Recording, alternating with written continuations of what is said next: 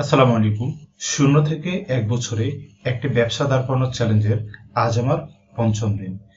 গতকাল দিনটা খুব ভালো যায়নি। অনেক চেষ্টা করেও বিক্রি কম হয়েছিল। সত্যি বলতে রাতে মনে হচ্ছিল এই চ্যালেঞ্জটা হয়তোবা আমার ভাবনার চেয়েও কঠিন। কিন্তু আজ আবার নতুন করে শুরু করলাম।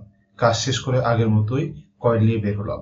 মনে একটাই কথা ছিল, গতকাল খারাপ গিয়েছে বলে আজ থেমে গেলে চলবে না। আলহামদুলিল্লাহ, আজকের দিনটা পুরো ভিন্ন ছিল। মানুষের সাথে কথা বলেছি, পণ্যের কথা বুঝিয়েছি, আর ধীরে ধীরে বিক্রি হতে শুরু করলো। একটা সময় বুঝলাম আজকের বিক্রি গতকালের চেয়ে অনেক ভালো। তখন মনে হলো ব্যবসায় প্রতিটা দিন একরকম হয় না, কখনো কম, কখনো বেশি। কিন্তু যারা ধারাবাহিক থাকে শেষ পর্যন্ত তারাই এগিয়ে যায়। আজকের দিনটা আমাকে আবার মনে করিয়ে দিল, হাল না ছাড়লে আল্লাহ কখনো পরিশ্রমকে ব্যর্থ হতে দেন না। এই চ্যালেঞ্জের এখনো অনেক পথ বাকি। দেখি ১ বছরের মধ্যে শূন্য থেকে আমি একটি ব্যবসার শক্তি দাঁড় করাতে পারি কিনা। আমার এই যাত্রায় সাথে থাকার জন্য আপনাদের সবাইকে ধন্যবাদ।